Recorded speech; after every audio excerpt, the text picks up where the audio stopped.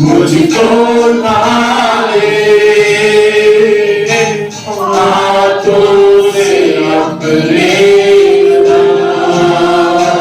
यीशु हाथों से अपने यीशु हाथों से अपने मुझे हाथों से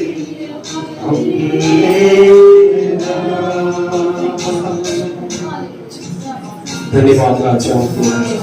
प्रभु मिट्टी में जान हो मेरे प्रभु, हमें अपने हाथों में मेरे प्रभु जी आप ले ले और अपने ढंग से अपने तरीके से अपनी मर्जी के मुताबिक बनाएंगे।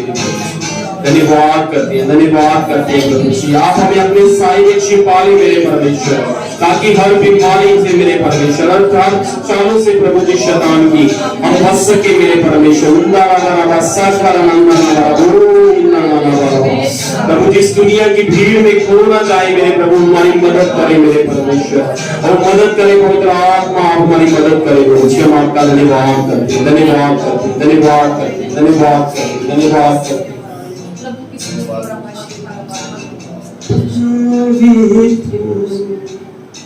अति पवित्र स्थान में चल पवित्र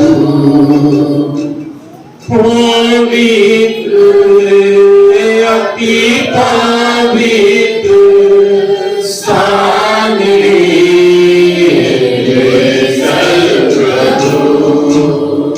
मुझको तू अपने लहू से धो दे मेरे प्रभु,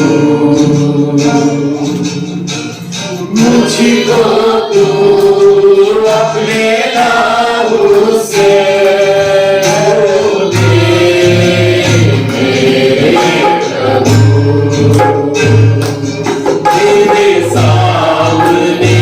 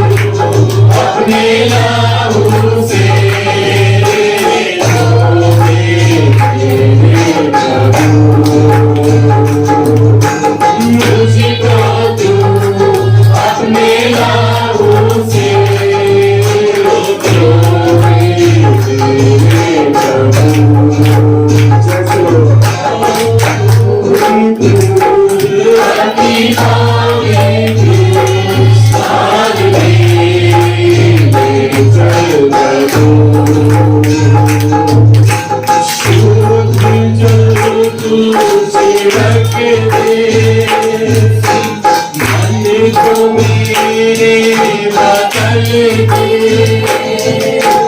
छूट जल तू छिड़क दे, मन को मेरे बदल दे। प्रार्थना है हमारी, आत्मा से तू भर दे, प्रार्थना है हमारी, आत्मा से तू भर दे। पवित्र अति पवित्र स्थान में ले चल प्रभु, पवित्र अति पवित्र स्थान में ले चल प्रभु। मुझको तू अपने राहों से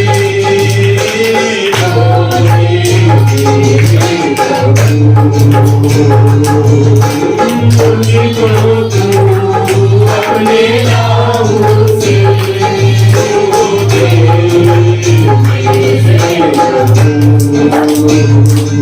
तेरे सामने झुकते हैं, सच बातें करते हैं, तेरे सामने झुकते हैं, सच बातें करते हैं। आत्मा सच्चाई से आराधना करते हैं, आत्मा सच्चाई से आराधना करते हैं। पवित्र अति पवित्र स्थान में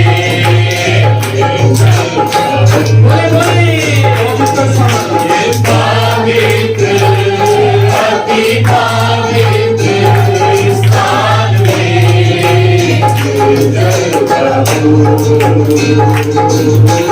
मुझको तू अपने राहों से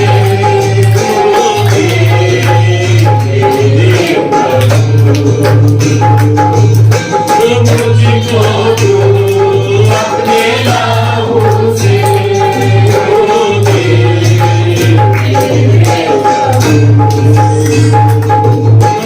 पवित्र अति पवित्र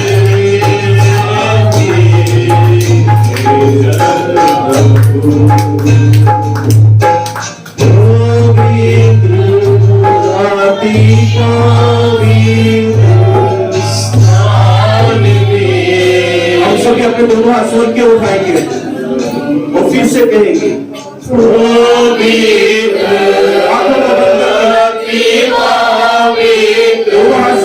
स्थान में चल प्रभु, मुझको तू अपने राहों से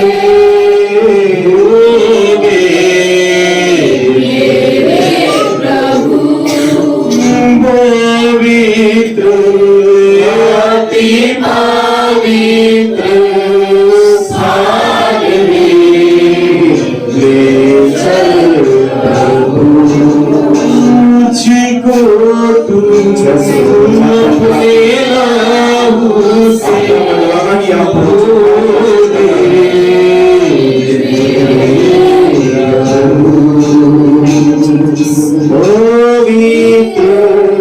अति पवित्र स्थान में ले चल प्रभु, फिर से बोलेंगे पवित्र अति पवित्र स्थान में ले चल प्रभु। धन्यवाद यीशु। राजाओं के राजा आपका धन्यवाद करते हैं। हम एक छोटा कोर्स गा के इसके बाद बच्चे की तरफ चले। धन्यवाद राजाओं के राजा, धन्यवाद राजाओं के राजा, धन्यवाद राजाओं के राजा, धन्यवाद राजाओं के राजा, धन्यवाद राजाओं के राजा। सांसों में मेरी सांसें हैं तेरी, सभी गाएंगे सभी। सांसों में मेरी सांसें हैं तेरी, दुनियादारी भूल जाए, दुनियादारी भूल जाए। बसा है Yes, Lord. आँखों में मेरी तू ही बसा है, आँखों में मेरी, आँखों को मैं बंद कर लूं, यीशु तुझे जाने ना दूं, ना जाने दूं,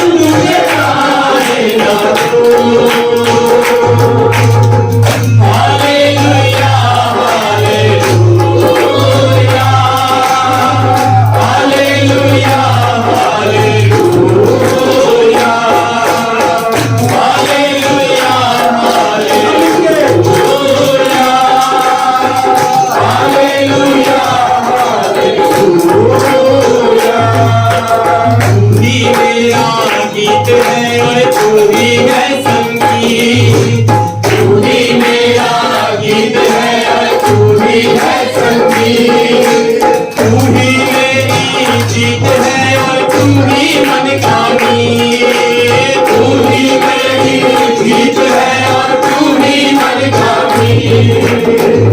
मेरे हर गीत में उसके संगीत में, गीत में उसके संगीत में तेरा संगीत हरे हो। यीशु तुझे जानेगा तू, ओ ना जाने तू, यीशु तुझे जानेगा तू, ओ ना जाने तू, यीशु तुझे जानेगा तू, ओ ना जाने तू, यीशु तुझे जानेगा तू। Hallelujah hallelujah hallelujah hallelujah hallelujah hallelujah hallelujah. पलकों के दरवाजे से मैं ले लूं दिल के अंदर, पलकों के दरवाजे से मैं ले लूं दिल के अंदर। मेरा यीशु भी है तेरा ही तो मंदिर, मेरा यीशु भी है तेरा ही तो मंदिर। दिल की हर धड़कन में, उसके हर कण कण में, दिल की हर धड़कन में, उसके हर कण कण में, तेरी धड़कन में हर हो। यीशु तुझे जानेगा तू, ओ ना जाने तू, यीशु तुझे जानेगा तू, ओ ना जाने तू, यीशु तुझे जानेगा तू, ओ ना जाने तू, यीशु तुझे जानेगा तू, ओ ना जाने तू। सांसों में मेरी, हम मिलकर बोलेंगे, सांसें है तेरी, सब ही बसा है आँखों में मेरी, एक बार फिर से, सांसों में मेरी सांसें है तेरी, आवाज कम है, तू ही बसा है आँखों में मेरी, आँखों को मैं बंद कर लूं, यीशु तुझे जाने ना दो, ना जाने दूं, यीशु तुझे जाने ना दो। आँखों को मैं बंद कर लूं, यीशु तुझे जाने ना दो, ना जाने दूं, यीशु तुझे जाने ना दूं, ना जाने दूं, यीशु तुझे जाने ना दूं।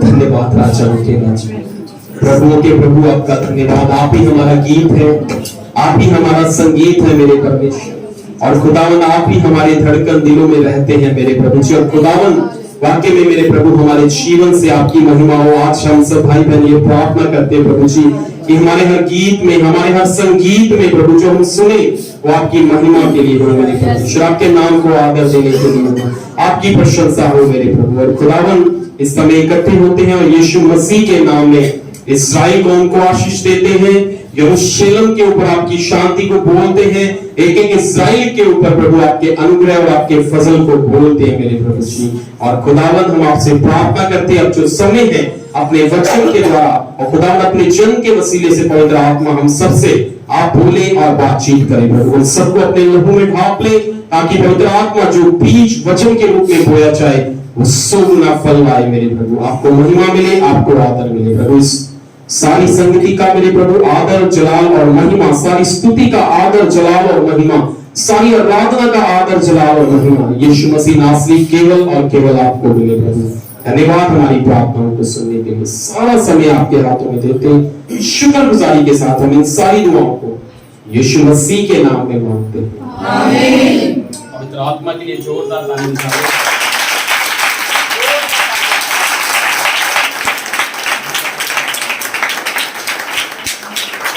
स्थानों पे बैठ जाएं, आगे का समय परमेश्वर की इच्छा के हाथ में।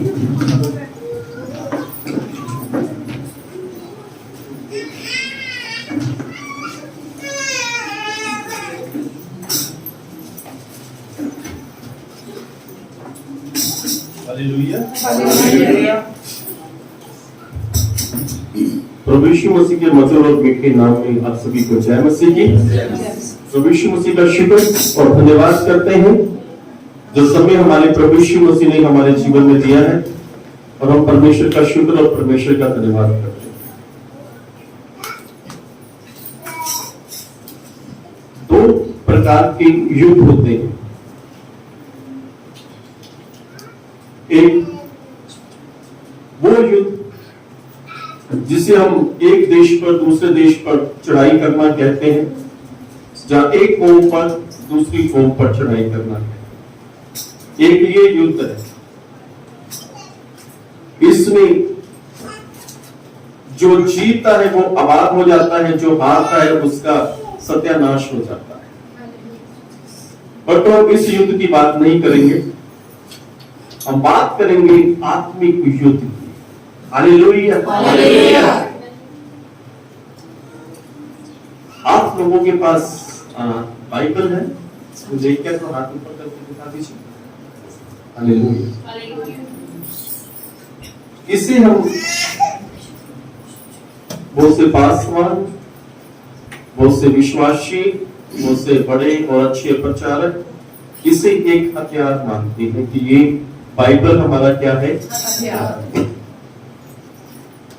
हथियार उनके पास होता है जो युद्ध लड़ने के लिए जाते हैं। हालेलुया। हथियार उनके पास होता है जो युद्ध लड़ने के लिए जाते हैं। बहुत से युद्ध बाइबल के अंदर कुछ लोग हैं थोड़े से जो युद्ध आत्मिक युद्ध हार गए। आत्मिक युद्ध हारने का उनका एक कारण था। हम आत्मिक युद्ध को कैसे हारते हैं? जब हम पाप में गिर जाते हैं, जब पाप पर चलना शुरू कर देते हैं।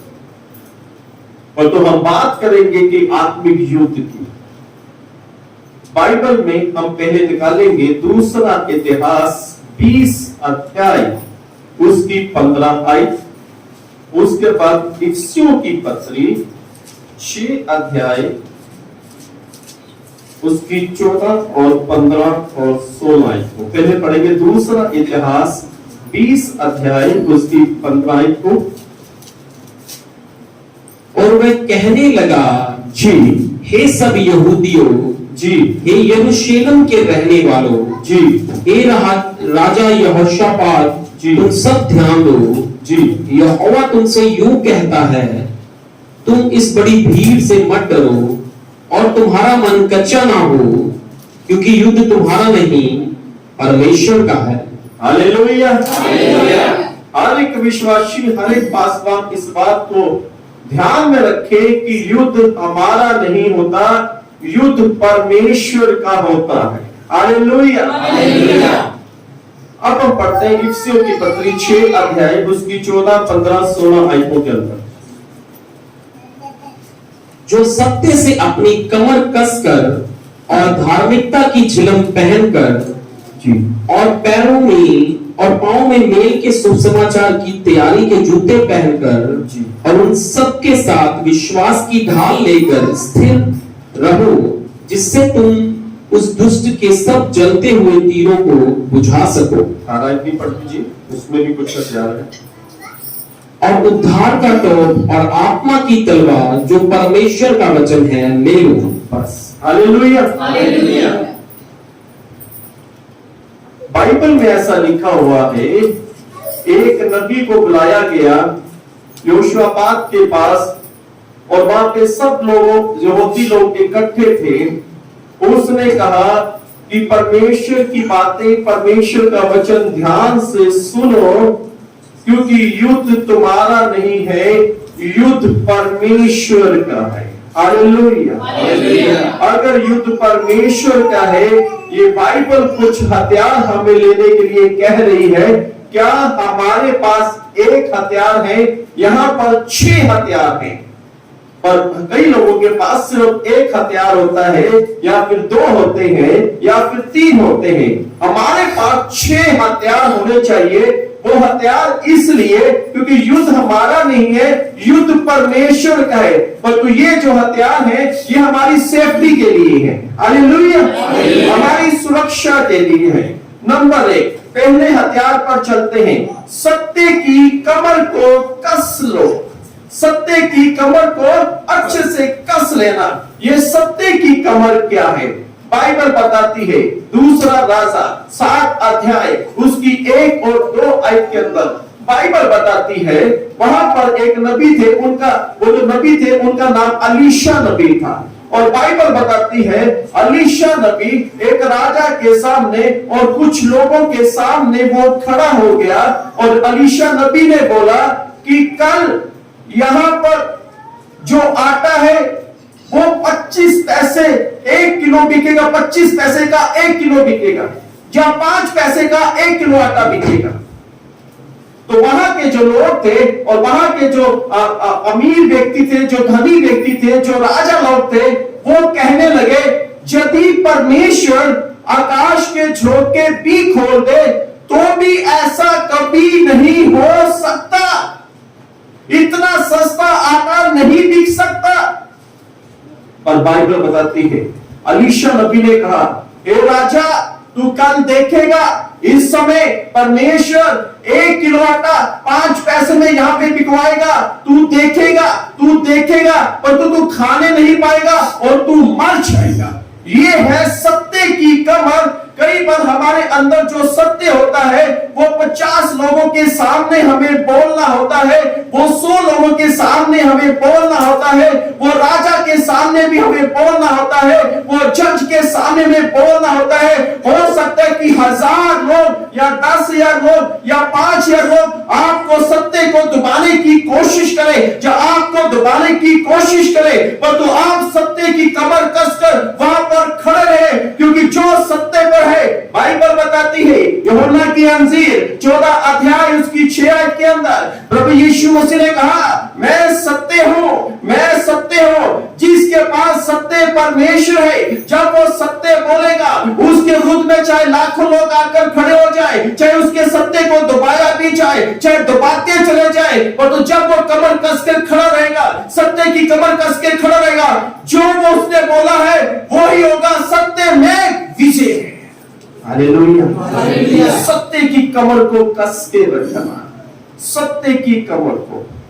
आज के समय में बहुत से लोग सत्य को दबाते हैं, सच को दबाने की कोशिश करते हैं, और बहुत से कोर्ट केस ऐसे हैं, और जो लोग सच बोलते हैं वो हार जाते हैं, कारण उनके पास सच्चा परमेश्वर नहीं होता है। पर तो यहां पर अलीशा खड़ा रहा, कहने लगा, राजा, कल आटा 5 पैसे किलो बिकेगा, पर तू खाने नहीं पाएगा और तू मर जाएगा। बाइबल बताती है, दूसरा दिन आया, आटा 5 पैसे किलो बिका, और राजा खा नहीं पाया और राजा मर गया। हमें कई बार ऐसे स्थान में सच बोलना होता है जहां पर डर लगता है, अगर हम सच बोलेंगे तो यहाँ पर क्या हो जाएगा, अगर हम सच बोलेंगे तो यहाँ पर पता नहीं क्या हो जाएगा, पता नहीं लोग मेरा विरोध ना करने लग पड़े, पता नहीं इस सच को सुनकर दूसरे व्यक्ति किस प्रकार का मेरे साथ विवाद करेंगे। और तो बाइबल में लिखा है, पहला हथियार सत्य की कमर को कस कर रखना। यदि आपने सत्य की कमर को कसा हुआ है तो आपके पास सत्य का हथियार है। हालेलुया। अगर आपकी जेब में चांदी का 1 का सिक्का है या 2 का सिक्का है या 5 का सिक्का है या 10 का सिक्का है, वहां पर भी ऐसा लिखा हुआ है सत्य में। देखा कभी सिक्के के ऊपर सत्य में, झूठ में नहीं लिखा, सत्य में लिखा है। सत्य में जय है, सत्य में विजय है, और सत्य की कमर को कसकर रखना।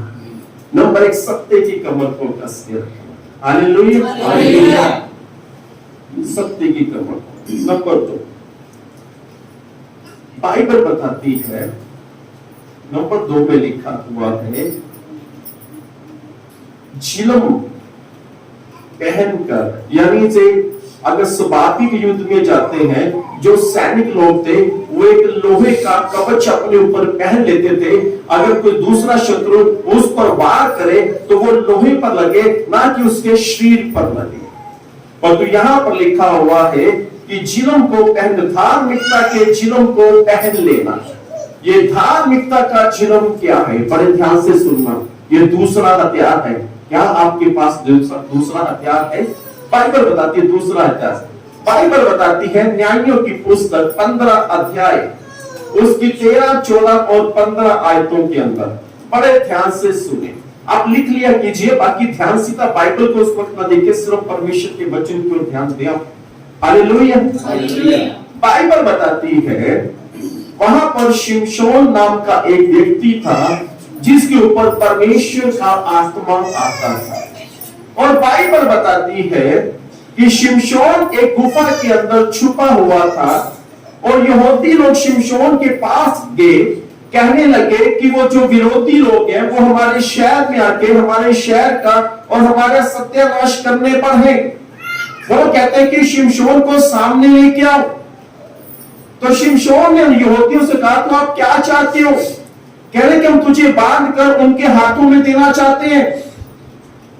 तो बाइबल बताती है कि शिमशोन के हाथों को बांध दिया गया, और बाइबल बताती है कि नई रस्सियों के द्वारा बांध दिया गया। नई रस्सियों के द्वारा बांध दिया गया। नई रस्सियां यानी मजबूत रस्सियां, नई रस्सियां यानी मोटी रस्सियां, नई रस्सियां यानी अपने आप को छुड़ा ना सकोगे। और बाइबल बताती है यहूदियों ने उसे नई रस्सी से बांध दिया, और बाइबल बताती है कि विरोधी लोगों के पास यहूदी लोग शिमशोन को ले गए और उसके हाथ में सौंप दिया, आप हमारी फसलों को नष्ट मत करो, आप हमारे बच्चों को नष्ट मत करो, आप हमें नष्ट मत करो, और ये जो शिमशोन है इसे हम बांधकर आपके सामने ले आए हैं। जब शिमशोन 1000 लोगों के सामने गया, बाइबल बताती है कि 1000 लोग एक व्यक्ति को मारने के लिए आए। बड़ी अजीब सी बात है। एक व्यक्ति को 5 लोग काफी है, एक व्यक्ति को 2 लोग भी काफी है, एक व्यक्ति को 50 लोग भी काफी है, एक व्यक्ति को 100 लोग भी काफी है, परंतु एक व्यक्ति को 1000 लोग मारने के लिए आए। और उस व्यक्ति को जिसके हाथ बंधे हुए हैं, जिसके हाथ रस्सियों से बंधे हुए हैं, जिसके हाथ मोटी रस्सियों से बंधे हुए हैं, जिसके हाथ बड़ी मजबूत रस्सियों से बंधे हुए हैं, परंतु बाइबल इस प्रकार से कहती है ये है धार्मिकता का झिलम पहन लेना। और बाइबल बताती है कि उस शिमशोन के ऊपर परमेश्वर का आत्मा बड़े बल से उतरा, उसने धार्मिकता के झिलम को पहन लिया, यानी पवित्र आत्मा को ले लिया, यानी पवित्र आत्मा की सामर्थ को ले लिया, यानी पवित्र आत्मा के कवच को ले लिया, यानी पवित्र आत्मा के झिलम को उसने जब पहन लिया, और बाइबल बताती है उसके हाथ की रस्सियां ऐसी टूट गई मानो कि आग में जलाई गई हो, मानो कि उसे आग लगा दी गई हो, और उसके हाथ की रस्सियां टूट गई। और बाइबल बताती है उसने गधे के जबड़ा लिया, और बाइबल बताती है जो 1000 लोग एक व्यक्ति को मारने के लिए आए थे, उस एक व्यक्ति ने 1000 लोगों को मार दिया, क्योंकि इसके ऊपर झिलम, किसने धार्मिकता के झिलम को पहना हुआ था, वो है पवित्र आत्मा। क्या आपके पास दूसरा हथियार है? पवित्र आत्मा, जो आपकी सुरक्षा के लिए है, जो आपके लिए कवच का काम करेगी, और धार्मिकता के झिलम को पहन लेना। ये है दूसरा हथियार। बाइबल बताती है तीसरा हथियार। ये तीसरा हथियार देख सुनने में बड़ा छोटा है परंतु बड़ा सामर्थी है। हालेलुया। बाइबल बताती है तीसरा हथियार है मेल के शुभ समाचार के जूते पहन लेना। मेल के शुभ समाचार के शुभ समाचार के नहीं, मेल के समाचार के जूतों को पहन लेना। मेल के जूते नहीं हम पहनते। कई बार चर्च के अंदर भी लोग बैठे होते हैं, वो अपने पड़ोसी से बोलते नहीं। चर्च में प्रचार तो सुनते हैं पर तो अपने पड़ोसी से बोलते नहीं। पिछले दिनों में मैं बटाला शहर में जब गया, वहां के एक पास साहब से मैंने पूछा, एक बुजुर्ग पास्टर थे और जब भी मेरी वहां पे मीटिंग होती थी वो अक्सर मुझसे मिलने के लिए आते थे।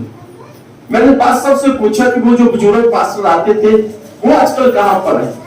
कहने लगे पास साहब उनकी तो डेथ हो गई, वो तो मर गई। ओहो, मैंने तो बड़ा दुख हुआ। कहने लगे पर बड़ी अजीब सी बात हुई। कहने उनके बेटे के घर में शादी भी थी, उन दिनों में उनकी डेथ हो गई और उनके बेटे ने जब वो दफनाने का समय आया उनके बेटे ने अपने पिताजी को जो पासवान थे उन्हें दफना दिया और वहीं पर उनके बेटे ने बोला हमारे घर पे आने की अफसोस करने की जरूरत नहीं क्योंकि हमारे घर में शादी है। यानी एक बेटा अपने पिता के साथ मेल के समाचार के जूते नहीं पहने होंगे। और कई चर्चों, आपकी बात नहीं, कई चर्चों में ऐसा वो बैठते जो है ऐसे लगता है कि सब लोग इकट्ठे बैठे हुए पर तो अपने पड़ोसी से, अपने साथ वाले व्यक्ति से बोलते ही नहीं है। बाइबल बताती है लूका की अंजील 15 अध्याय उसकी 20 आयत के अंदर बाइबल बताती है जो छुटका बेटा था, जो अजारू पुत्र था, उसने कहा कि मैं अपने पिता के पास वापस जाऊंगा। मैं पिता को बोलूंगा पिता मुझे मजदूर रख ले, मैं पिता के साथ जाकर मेल करूंगा, मैं मेल के जूते पहनूंगा, मैं पिता के पास जाऊंगा। और इसने तो जो पिता ने संपत्ति दी थी इसने सब वेश्याओं में उछाल दी और ये बिल्कुल कंगाल हो चुका था। और तो फिर भी ये कह रहा है कि मैं अपने पिता से जाकर सुलह करूंगा, मैं अपने पिता से मिलूंगा। हो सकता है कि मुझे अपने घर में नौकर रख ले, मैं पिता से मिलूंगा। जी पढ़िए लूका की अंजील 15 अध्याय उसकी 20 आयत।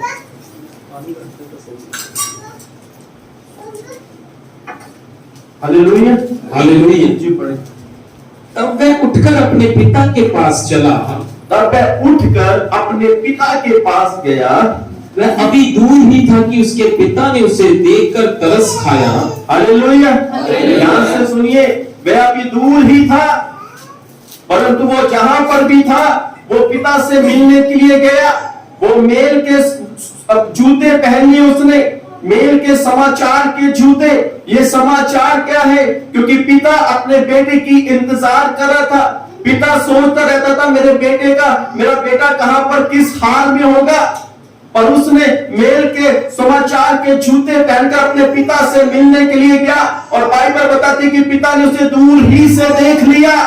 और बाइबल बताती है कि पिता दौड़ा, उधर से बेटा दौड़ा। वो मेल के समाचार के जूते पहनकर बेटा दौड़ा और बाइबल बताती है कि पिता ने उससे गले लगा दिया। और बाइबल बताती है उसके वस्त्र बदल गए और बाइबल बताती है उसे अंगूठी पहनाएगी और बाइबल बताती है उसे नई जूती पहनाएगी। Hallelujah, hallelujah. अगर आप चाहते हैं कि परमेश्वर आपकी ये जूती पहनने के अध्यक्ष तरक्की पे जाना, सफलता पे जाना, यदि आप चाहते हैं कि परमेश्वर आपको सफल करे, पहले आप मेल की जूती पहनो, पहले आप मेल के जूते पहनो ताकि आपको दूसरे जूते मिल जाए। Hallelujah, hallelujah. सात लोनी में एक लड़की थी, उसका नाम था आशना बेंजामिन, अभी यूके में रहती है। वो तब सीएमसी के अंदर जॉब कर रही थी। तो एक दिन मुझे घर पे प्रार्थना के लिए बुलाया। जैसे उसके प्रार्थना की, प्रभु ने दिखाया कि उसकी जूती चेंज हो गई। मैंने कहा मेरी बहन आशना, मैंने ये विजन देखा, दर्शन देखा कि आपकी जूती बदलेगी। कहती भैया जी इसका मतलब क्या है? मैं क्या परमेश्वर आपकी ड्यूटी में तरक्की देगा। और एक हफ्ता नहीं बीता, उसे जिस सीएमसी में जिस वार्ड में वो ड्यूटी करती थी उसी वार्ड का उसे इंचार्ज बना दिया। Hallelujah, hallelujah. पहले मेल के जूते तो पहनो तभी तो परमेश्वर आपको आशीष देगा। बाइबल में लिखा है कि मेल के जूते पहने, मेल के समाचार के जूते पहने। और ये छुटका बेटा अपने पिता से मिलने के लिए गया, इसने मेल के जूते पहने। हालेलुया। जब ये चर्च समाप्त होता है, एक दूसरे को सबको हाथ जोड़ के जय मसीह बोला है। हालेलुया। तो कुछ चर्चों में ऐसा होता है, साथ बैठे होते हैं पर उससे बोलते नहीं है, क्योंकि एक हफ्ता पहले झगड़ा हुआ होता है। हम झगड़े, यहाँ पर बाइबल हमें झगड़ा खत्म करने के लिए बताती है, बाइबल हमें नफरत खत्म करने के लिए बताती है। और ये जो छुटका बेटा था, और परंतु इसके मन में होगा, ये कह रहा है कि मैं अपने पिता को बोलूंगा नौकर रख ले। इसके मन में था कि हो सकता है कि मेरा पिता मुझसे नफरत करने लग रहा हो या मुझसे गुस्से में हो, पर तो इसने मेल के समाचार के जूते पहने और ये पिता से मिलने के लिए चल पड़ा और पिता ने गले लगा लिया। हालेलुया। ये तीसरा हथियार है, छोटा है और तू बड़ा सामर्थी है, ये मेल करवा देता है। हालेलुया। ये मेल करवाता है, ये प्रेम करना सिखाता है, ये सुलह करने सिखाता है, ये इकट्ठे रहने सिखाता है, ये हमें बढ़ोतरी को लेके जाता है, हमारी तरक्की को लेके जाता है जब हम मेल के जूते पहनते हैं। बाइबल बताती है चौथा हथियार वो है विश्वास की ढाल। हालेलुया। विश्वास की ढाल, सभी बोले विश्वास की ढाल। बाइबल बताती है, पहला सैमुएल 17 अध्याय उसकी 45, 46 और 47 आयत के अंदर बाइबल बताती है कि वहां पर एक युद्ध होना था और युद्ध हो नहीं रहा था। हर रोज युद्ध टल जाता था। जो सुबह होती थी, लोग तैयार होकर आते थे कि हम आज युद्ध करेंगे, परंतु युद्ध नहीं होता था, युद्ध टल जाता था। वो टलता क्यों था? क्योंकि सुबह के समय, और जब सुबह होती, एक लंबा चौड़ा व्यक्ति जिसका नाम बाइबल में गोलियत बताया गया है, वो आता था, वो इस्राएलियों को डराता था। उसकी आवाज में इतनी गर्जन थी, उसकी आवाज इतनी सामर्थ्य थी कि इस्राएली जो सैनिक थे उसकी आवाज सुनकर ही डर जाते थे, उसकी आवाज सुनकर ही डर जाते थे। कह रहा कि आओ मेरे साथ लड़ो, मेरे साथ तो युद्ध करो, यदि तुम जीत गए तो हम तुम्हारे अधीन हो जाएंगे, यदि हम जीते तो तुम हमारे अधीन हो जाना। और तो वहां का जो इस्राएली का उस वक्त राजा था, उसका नाम था शाऊल राजा। पर तो बाइबल बताती है वो भी अपने कमरे के अंदर डरा हुआ था, अपने तंबू के अंदर डर कर रहता था, वो भी आगे नहीं जाता था। क्यों? बाइबल बताती है, पहला सैमुएल 17 अध्याय यदि उसकी 1, 2, 3 आयतों के अंदर पढ़ते हैं, बाइबल के अंदर बाइबल बताती है उसके अंदर पवित्र आत्मा निकल गया और उसके अंदर दुष्ट आत्मा आ गया, क्योंकि उसने परमेश्वर की आज्ञा का उल्लंघन किया। ये वही दुष्ट आत्मा है जो हमें लड़ने से रोकता है, ये वही दुष्ट आत्मा है जो हमारी सफलता में रुकावट उत्पन्न करता है, ये वही दुष्ट आत्मा है जो हम जब किसी काम के लिए जाते हैं हमारे अंदर एक डर आता है, यदि ये काम हम जा तो रहे हैं, यदि ये ना होगा तो क्या होगा, और हमारे अंदर एक डर होता है। ये डर की एक दुष्ट आत्मा है जो हमें युद्ध करने से रोकती है। पर बाइबल बताती है वहां पर एक छोटा सा बच्चा आ गया, वो युद्ध के लिए नहीं आया था, वो तो अपने भाइयों का कुशल क्षेम पूछ, अपने भाइयों का हाल चाल पूछने के लिए आया था। उसका नाम था दाऊद। हालेलुया। बाइबल बताती है जब दाऊद अपने भाइयों के पास गया, उनके लिए रोटी लेके गया, उनके लिए टिकिए लेके गया, उनका हाल चाल पूछने के लिए गया, जब वो जा ही रहा था उसके कानों में गोलियत की सामर्थी आवाज पड़ी कि वो गोलियत इस्राएली लोगों को, परमेश्वर के लोगों को ललकार रहा है। बाइबल बताती है गोलियत को गुस्सा आ गया, वो गुस्से से बोल रहा था। जब दाऊद ने सुना, दाऊद के अंदर जो चिलम, जो धार्मिकता के चिलम पहने हुए थे, जो पवित्र आत्मा की सामर्थ को पहने थे, उसके अंदर हलचल होने लगी। उसने कहा कि ये कौन है जो परमेश्वर के लोगों को ललकार रहा है? बाइबल बताती है पहला शमूएल 17 अध्याय उसकी 45 आयत के अंदर दाऊद ने गोलियत को बोला, तू तो तलवार लेके आता है, तू तो भाला लेके मेरे पास आता है, परंतु मैं सेनाओं के यहोवा के नाम से तेरे पास आता हूं जिसे तूने ललकारा है। दाऊद ने कहा जिसे तूने ललकारा है। बाइबल बताती है पहला शमूएल 17 अध्याय उसकी 46 आयत में लिखा हुआ है, राजा दाऊद ने कहा कि आज यहोवा तुझको मेरे वश में करेगा, आज यहोवा तुझको मेरे वश में करेगा, मैं तेरे सिर को तेरे धड़ से अलग करूंगा।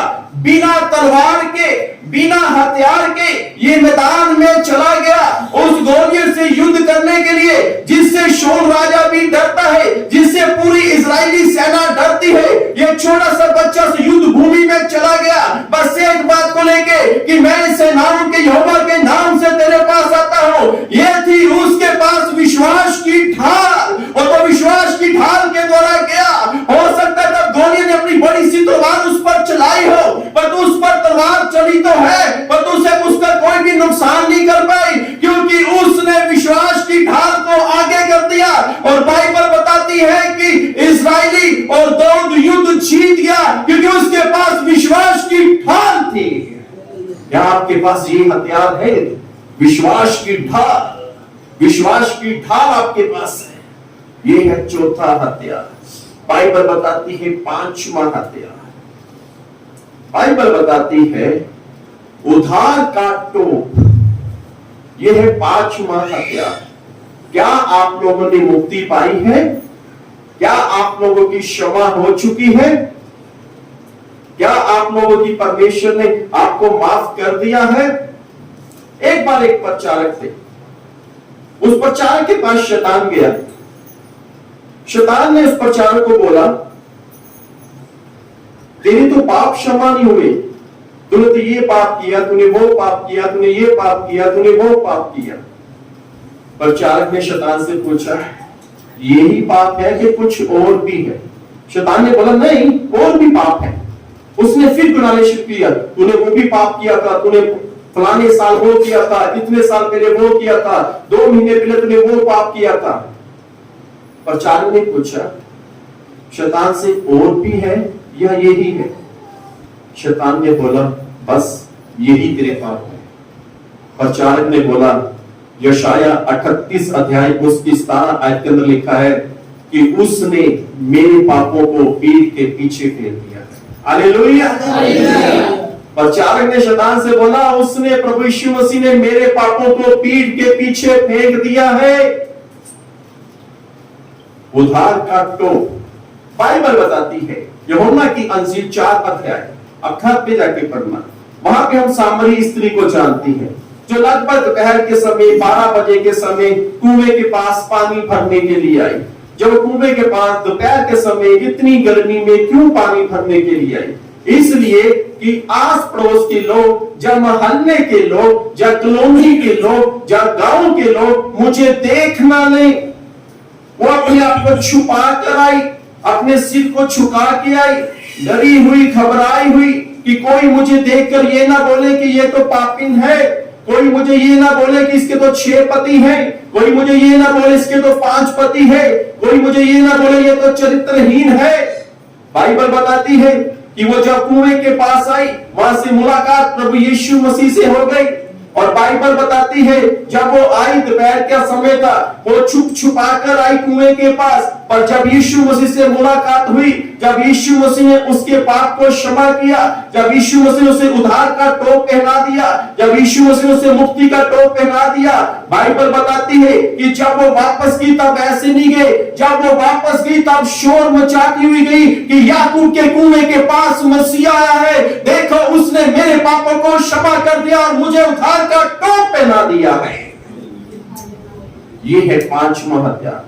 जब आपने उद्धार का टोप पहना होगा तब आप ऐसे नहीं, तब आप ऐसे बात करोगे। जब आपने उद्धार का टोप पहना होगा, शैतान आपके कानों में डालता होगा कि तूने परसों पाप किया था, तूने 2 महीने पहले पाप किया था, तब आप शैतान को बोल सकते मेरे पापों को पीठ के पीछे यीशु मसीह ने फेंक दिया है।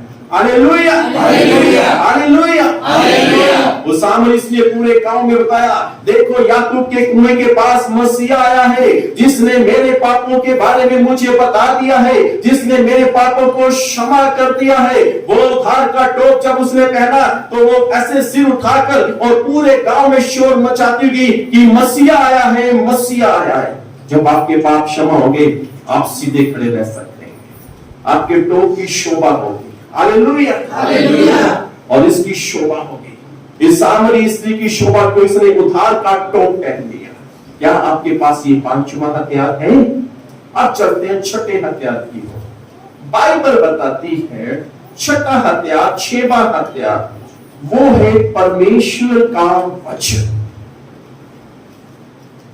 परमेश्वर की तलवार, परमेश्वर का वचन, ये है छठा हथियार। बाइबल बताती है मत्ती की अंजील 4 अध्याय उसकी 4 आयत के अंदर बाइबल बताती है जब यीशु मसीह पवित्र आत्मा से भर गए, यीशु मसीह की परीक्षा हुई और आत्मा उन्हें जंगल में ले गया और शैतान के द्वारा उसकी परीक्षा हुई। और बाइबल बताती है परखने वाले शैतान ने प्रभु यीशु मसीह से कहा, यदि तू परमेश्वर का पुत्र है, इस पत्थरों से कहे कि ये रोटी बन जाए। शैतान आपको वचन के द्वारा गुमराह कर सकता है। ध्यान से सुनिए, आज इस संसार में बहुत सी ऐसे प्रचारक, बहुत सी ऐसी संस्था आई हुई है जो आपको गुमराह कर सकती है, जो बाइबल में से आपको धोखा दे सकती है, जो बाइबल में भी आपको उल्टा घुमाकर उल्टे दिशा में आपको ले जा सकते हैं। ऐसे लोगों से सावधान। और वो लोग गुमराह होंगे जिनके पास परमेश्वर की तलवार, परमेश्वर का वचन जिनके हृदय में नहीं है। शैतान यीशु मसीह से कह रहा है, यदि तू परमेश्वर का पुत्र है, यदि का मतलब शंका में डालना, वो तो ऑलरेडी है, कोई संदेह नहीं है। और तो वो कहता है यदि तू है, शंका में डालना, यदि तू सच में परमेश्वर का पुत्र है, इस पत्थरों को बोल रोटी बन जाए। और यीशु मसीह परमेश्वर के वचन से, उस आत्मा की तलवार से भरे हुए थे। हालेलुया। तो सावधान रहे ऐसी संता, ऐसे पासवान, ऐसे विश्वासियों से जो आपको गलत दिशा में लेके जा सकते हैं, जो आपको बाइबल के थ्रू अपने उस साइड को अपने मुताबिक आपको गुमराह कर सकते उस साइड के द्वारा। और बाइबल बताती है प्रभु यीशु मसीह ने कहा शैतान से, ए शैतान, कभी बाइबल पढ़ी है? शैतान ने बोला था, नहीं, अगर मैं बाइबल पढ़ूंगा तो मैं जल नहीं जाऊंगा। नो, मैं अनपढ़ हूं, मैं बाइबल नहीं पढ़ सकता, मैं ये हूं, मुझसे बाइबल नहीं पढ़ी जा सकती, ना मुझे आग लगती है। सच में शैतान ने बाइबल नहीं पढ़ी। लोग कहते हैं बाइबल पढ़े, पर मुझे नहीं लगता बाइबल पढ़ी। अगर पढ़ी होती तो उसे पता होता, क्योंकि प्रभु यीशु मसीह ने कहा बाइबल में लिखा है, वचन में लिखा। शैतान ने बोला, जी पढ़े, मत्ती 4 की 4 पढ़े। मत्ती की अंजील 4 अध्याय उसकी 4 है। तब परखने वाले ने पास आकर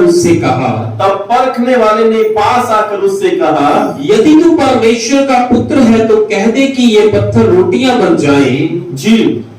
उसने उत्तर दिया कि लिखा है। एक मिनट रुक जाओ। आप बाइबल इतनी पढ़ें कि आप बता सकें कि लिखा है। हालेलुया। जी। उसने उत्तर दिया कि लिखा है, मनुष्य केवल रोटी से नहीं परंतु वह हर एक वचन जो परमेश्वर के मुंह से निकलता है जीवित रहेगा। हालेलुया। ये है आत्मा की तलवार, परमेश्वर का वचन जो प्रभु यीशु मसीह ने शैतान को बोला। लिखा है, मनुष्य रोटी से नहीं परमेश्वर के वचन से जीवित रहेगा। शैतान को पता ही नहीं कि बाइबल में ये बात लिखी हुई है, परंतु प्रभु यीशु मसीह को पता है कि बाइबल में ऐसा लिखा हुआ, क्योंकि वचन ऐसा कहता है। यीशु मसीह वचन के ज्ञानी थे, यीशु मसीह को वचन का ज्ञान था, यीशु मसीह ने पूरी बाइबल को रटा हुआ था। यीशु मसीह को एक एक वर्ष पता थी कहां पर है, यीशु मसीह को एक एक वर्ष का अर्थ पता था कहां पर है, पर दुष्टान को पता ही नहीं कि को कहां पे लिखा हुआ है। बोलो हालेलुया। आपके पास परमेश्वर का वचन का इतना ज्ञान होना चाहिए, इतनी समझ होनी चाहिए कि जो दूसरा व्यक्ति आपसे सवाल करे तो उसको पता ही ना हो कि यह बात यहां पर लिखी हुई है। हालेलुया। हालेलुया। मैं कल रात की मीटिंग में, छोटी सी मीटिंग थी, एक बात बता रहा था। मेरी एक सभा थी जबलपुर के मध्य प्रदेश में, तो मुझे वहां पे प्रचार करना था और मुझे शाम की मीटिंग थी किसी घर में जन्मदिन की, और मुझे बताया गया कि उस जन्मदिन की मीटिंग में बहुत सीनियर पास्टर आ रहे हैं। कुछ नाम मुझे बताए जिनको मैं बड़े अच्छे से जानता हूं, बड़े सामर्थी, बड़े परमेश्वर के वचन के ज्ञानी लोग थे। और मुझे बोला कि पास्टर लक्ष्मण जी प्रचार आपने करना, वो सुनेंगे। तो मेरे साथ थोड़ा सा डर आया, प्रभु जी इतने सीनियर पासवान, मुझे वहां पे प्रचार करना है। तो मेरे साथ एक भाई और थे, हम होटल में थे। तो पास्टर ने बोला कि मैं शाम को लेने के लिए आऊंगा आपको, तो हमने सीधा मीटिंग पे जाना। तो मैंने बड़ा ढूंढा बाइबल के अंदर, क्या प्रचार करूं, मुझे समझ नहीं आया। मैंने कहा प्रभु जी मुझे समझ नहीं आ रहा, आप मुझे बताएं कि मुझे क्या करना है। और उसके बाद मैं सो गया। सोने से पहले मैं उस भाई को बोला, देख मुझे उठाना मत, मैं अपने आप 15-20 मिनट बाद उठ जाऊंगा। कह रहे ठीक है। मैं सो गया। सपने में प्रभु यीशु मसीह ने मुझे बताया कि तूने वहां पे ये प्रचार करना है। हालेलुया। हालेलुया। मैं तुरंत उठा, फिर उस भाई को बोला, मैं कहा जल्दी से तैयार हो जाओ, टाइम हो गया, पासवान आने वाले हैं। और प्रभु ने मुझे बता दिया कि क्या प्रचार करना है। तो वहां पे गए, वहां पे बड़े सीनियर पासवान थे और वहां पे प्रचार किया। उसके बाद वापस आ गए। दूसरे दिन रात को वहां के मध्य प्रदेश के जबलपुर के एक डीएसपी थे, उनके घर में खाना था, वो क्रिश्चियन थे। तो जब उनकी वाइफ खाना हमें टेबल पर लगा रही थी, उसने बोला, ब्रदर लक्ष्मण मैं क्रिश्चियन हूं, मैं बचपन से बाइबल पढ़ती आ रही हूं, बचपन से, पर तो जो बात आपने कल प्रचार में बताई वो बात मुझे भी नहीं पता कि बाइबल के अंदर है। मैंने मन में कहा, मैं पता तो मुझे भी नहीं था, तो प्रभु ने बताया मुझे। हालेलुया। हालेलुया। परमेश्वर जानते हैं कि कहां पर क्या लिखा हुआ है, प्रभु यीशु मसीह जानते हैं। तो बाइबल ये है छठा हथियार, आत्मा की तलवार, यानी परमेश्वर का वचन। क्या आपके पास 6 हथियार हैं? नंबर 1 बताएं आप, नंबर 2 बताएं आप, नंबर 3 बताएं आप, नंबर 4, नंबर 5, नंबर 6। हालेलुया। अगर आपके पास ये 6 हथियार हैं, परमेश्वर क्या बोलेगा? परमेश्वर ने यहोशू को क्या बोला? जानते हैं क्या बोला? ध्यान से सुने। बाइबल बताती है जब उस नबी के ऊपर परमेश्वर का आत्मा आया, उसने इस्राएलियों को और योशुआपात को बोला, योशुआपात और इस्राएलियों तुम लोग अपना मन कच्चा ना करो, परमेश्वर के वचन को सुनो। युद्ध तुम्हारा नहीं है, युद्ध परमेश्वर का है। पर तो बाइबल में लिखा है कि तुम कल जाना युद्ध लड़ने के लिए। परमेश्वर ये कह रहा है कि अपने 6 हथियार लेके जाना युद्ध लड़ने के लिए। परमेश्वर कह रहा है कि युद्ध लड़ने के लिए जाना, पर तो परमेश्वर का वचन कह रहा है कि युद्ध तुम्हारा नहीं है, युद्ध परमेश्वर का है। याद रखें कि ये 6 हथियार, आप सत्य पर स्थिर रहे, आप सत्य पर स्थिर रहे, पवित्र आत्मा की सामर्थ को लेके रखें, मेल के समाचार के जूतों को पहनकर रखें, विश्वास की ढाल को हाथ में लिए रहे। और बाइबल के अनुसार ये 6 हथियार आपके पास होने चाहिए, जो योशुआपात के पास थे, जो इस्राएलियों के पास थे, और ये 6 हथियार लेके जा रहे थे। परमेश्वर ने बोला युद्ध तुम्हारा नहीं है, युद्ध मेरा है, परंतु तुम सब लोगों ने कल युद्ध के लिए जाना है। इसका अर्थ है परमेश्वर उन लोगों को समझा रहा है कि तुम्हारी पोजीशन क्या है। अगर तुम ताली बजाने वाले चर्च के अंदर हो तो विश्वास से ताली को बजा उठाओ, तुम्हारी पोजीशन क्या है। अगर तुम साज बजाने वाले हो तो तुम साज बजाओ, अगर तुम नरसिंगा फूंकने वाले हो तो नरसिंगा को फूंको, अगर तुम हालेलुया बोलने वाले हो तो हालेलुया बोलो, अगर तुम जय जयकार करने वाले हो तो तुम जय जयकार करो। अपनी पोजीशन संभालो, कारण तुम जाना अपनी अपनी पोजीशन पर खड़े हो जाना, क्योंकि युद्ध तुम्हारा नहीं, युद्ध मेरा है। बाइबल बताती है, दूसरा इतिहास 20:27 में लिखा है, परमेश्वर ने कहा युद्ध के लिए जाना, पर परमेश्वर ने कहा कि तुम युद्ध नहीं लड़ोगे, युद्ध तो मैं लड़ूंगा, मैं तुम्हें जीत दूंगा। बस प्रार्थना की तलवार लेके रखो, वचन की तलवार लेके रखो, सत्य की तलवार लेके रखो, मेल के समाचार के जूते पहन के रखो, मैं तुम्हें जीत दूंगा। विश्वास की ढाल अपने पास रखो, मैं तुम्हें जीत दूंगा। परमेश्वर कह रहा मैं तुम्हें जीत दूंगा, क्योंकि युद्ध तुम्हारा नहीं, युद्ध मेरा है। बस 6 हथियार तुम्हारे पास होने चाहिए तुम्हारी सुरक्षा के लिए। Hallelujah, hallelujah. परमेश्वर ने बोला इस्राएलियों को, योशुआ ने, तुम युद्ध के लिए जाना, पर तुम लड़ोगे नहीं, लड़ूंगा तो मैं, जीतूंगा मैं तुम्हारे लिए। बस हथियार अपनी सेफ्टी के लिए रखना, कभी भी जरूरत पड़ सकती है। Hallelujah, hallelujah. कहीं भी सत्य की जरूरत पड़ सकती है आपको, कहीं भी विश्वास की ढाल की जरूरत पड़ सकती है आपको, कहीं भी मेल के समाचार की जरूरत पड़ सकती है आपको, कहीं भी। और परमेश्वर ने बोला युद्ध तुम्हारा नहीं, युद्ध मेरा है। परमेश्वर युद्ध आपके लिए लड़ता है, पर तो आपके पास 6 हथियार होने चाहिए। ये 6 हथियार आपकी सुरक्षा के लिए है। Hallelujah, hallelujah. आपकी सुरक्षा के लिए 6 हथियार है। इसे थाम के रखो, इसका इस्तेमाल करो। प्रार्थना करने वाला, प्रार्थना उसकी पोजीशन है। देखिए आपके मन में कि मुझे प्रार्थना ही करनी है, ये आपकी पोजीशन है, उसे संभाले आप। आपको पता है कि जब युद्ध के लिए फौजी लोग जाते हैं, उसका सीनियर उनको क्या बोलता है, अपनी अपनी पोजीशन को,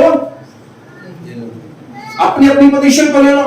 4 लोग वहां पर खड़े हो जाए, 4 लोग वहां पे खड़े हो जाए, 2 लोग वहां पर खड़े हो जाए, अपने अपने स्थान में जाओ, अपनी अपनी पोजीशन ले लो। परमेश्वर यही कह रहा है, अपनी अपनी पोजीशन लो।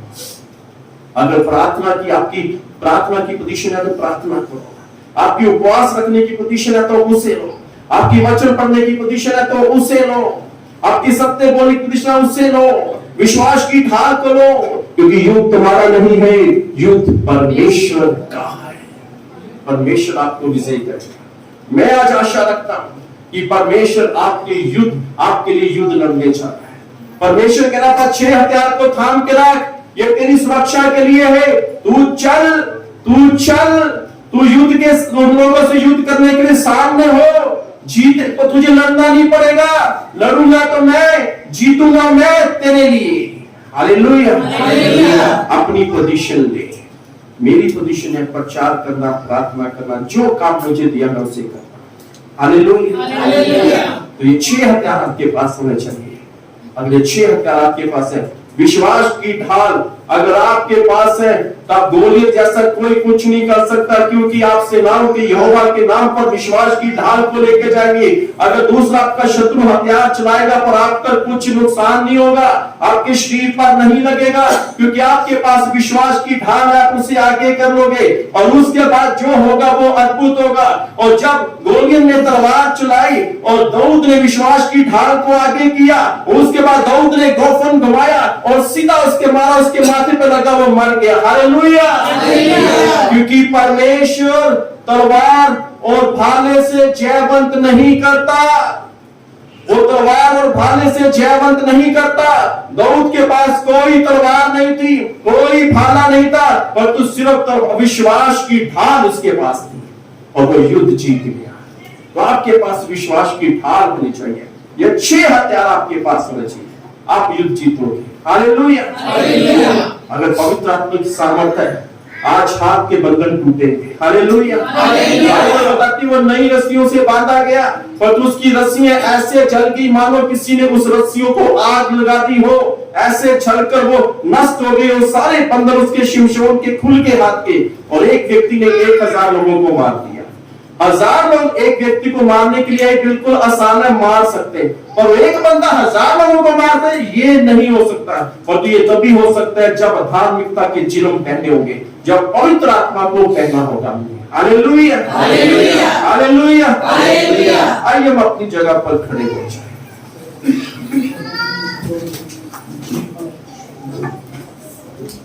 बहुत धन्यवाद करते हैं स्वामी, राजों के राजा आपका धन्यवाद। हालेलुया। अपनी आंखों को बंद करते बहुत धन्यवाद करते हैं प्रभु जी आपकी सामर्थ।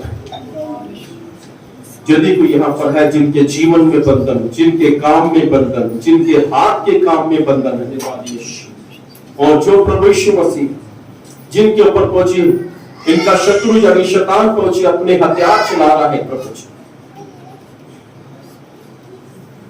और प्रभु यीशु मसीह युद्ध हमारा नहीं, युद्ध आपका है प्रभु जी। आज ये युद्ध जीते प्रभु जी। Hallelujah, hallelujah. धन्यवाद प्रभु जी। हालेलुया। जिन्ना च यहोवा दरुजे बसदा, होना के हर दुश्मन जे नसदा। जिन्ना च यहोवा दरुजे बसदा, होना के हर दुश्मन जे नसदा। जोर जिन्ना दा बनेगा यहोवा, मिलके जोर जिन्ना दा बनेगा यहोवा। ओ जंग कदे नहीं हारे, ओ जंग कदे नहीं हारे, ओ जंग कदे नहीं हारे, ओ जंग कदे नहीं हारे। जोर जिन्ना दा बनेगा यहोवा, जोर जिन्ना दा बनेगा यहोवा। ओ जंग कदे नहीं हारे, ओ जंग कदे नहीं हारे। जिन्ना अगे अगे चलेगा यहोवा, जिन्ना अगे अगे चलेगा यहोवा। ओ जंग कदे नहीं हारे, ओ जंग कदे नहीं हारे। जिन्ना दिलों विच वसदा यहोवा, जिन्ना दिलों विच वसदा यहोवा। ओ जंग कदे नहीं हारे, ओ जंग कदे नहीं हारे, ओ जंग कदे नहीं हारे, ओ जंग कदे नहीं हारे। हाथ जिन्ना दा बनेगा यहोवा, हाथ जिन्ना दा बनेगा यहोवा। ओ जंग कदे नहीं हारे, ओ जंग कदे नहीं हारे, ओ जंग कदे नहीं हारे, ओ जंग कदे नहीं हारे। यहोवा दे दीवानियां नूं कौन ललकारेगा, करेगा जो जुल्म मौत नूं पुकारेगा।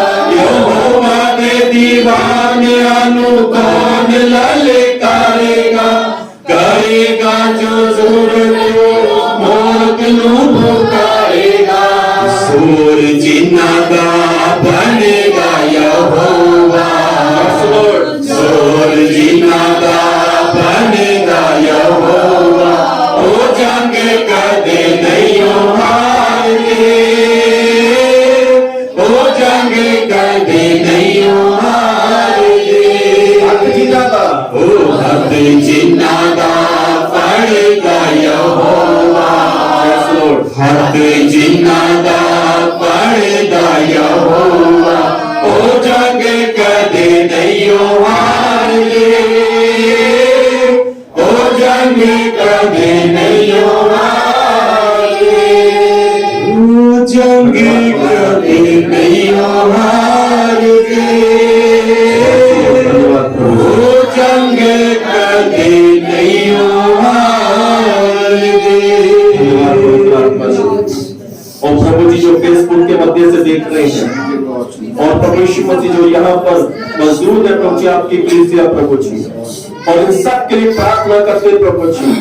और यदि प्रभु जी जो आत्मिक युद्ध में चल रहे हैं प्रभु जी, और प्रभु यीशु मसीह शैतान कोई ना कोई गड़बड़ी प्रभु जी इनके बीच में, और कोई ना कोई प्रभु जी इनके बीच में युद्ध की प्रभु जी घोषणा करता है यदि स्नान, और जैसे गोलियत ने घोषणा की परंतु वो हार गए छोटे से बच्चे के द्वारा। और हम भी तो छोटे बच्चे हैं स्वामी, हम तो आपकी संतान है, हम तो आपके बेटे और बेटियां हैं, हम छोटे हैं, उस दाऊद की मानी हम छोटे हैं, परंतु हमारे पास विश्वास की ढाल है, हमारे पास सत्य की कमर है, हमारे पास मेल के समाचार के छूते हैं, हमारे पास प्रभु जी और प्रभु वचन की तलवार है प्रभु जी, हमारे पास उद्धार का टोप है स्वामी। और धन्यवाद करते पिताजी, और प्रभु यीशु मसीह आपके बेटे और बेटे, और प्रभु यीशु मसीह जानो तो जितने भी लोग हैं जो फेसबुक से मध्य देख रहे प्रभु जी, उनके जीवन में यदि कोई भी समस्या है, और प्रभु यीशु मसीह कोई भी प्रभु जी आत्मिक क्षेत्र में प्रभु जी युद्ध चल रहा है, और प्रभु यीशु मसीह लंबे समय से युद्ध को नहीं जीत पा रहे, तो आज प्रभु जी आपके वचन में लिखा है, आपने कहा युद्ध तुम्हारा नहीं युद्ध मेरा है। तो प्रभु यीशु मसीह के नाम में जो लोग यहाँ पर है, जो लोग फेसबुक के मध्य से देख रहे हैं, प्रभु यीशु मसीह के नाम में वो युद्ध को जीत जाए, प्रभु यीशु मसीह के द्वारा